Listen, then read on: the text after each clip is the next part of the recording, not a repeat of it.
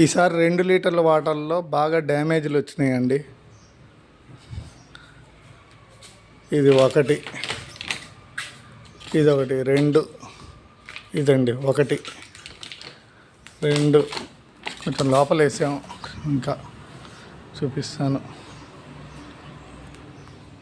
ఇవన్నీ లీకేజ్ అండి, లీకేజ్ చూడండి.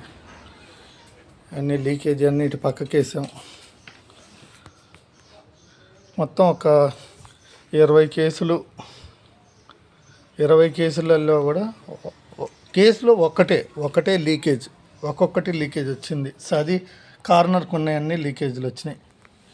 ఇవ్వండి, ఇవన్నీ లీకేజ్లు ఇంతవరకు.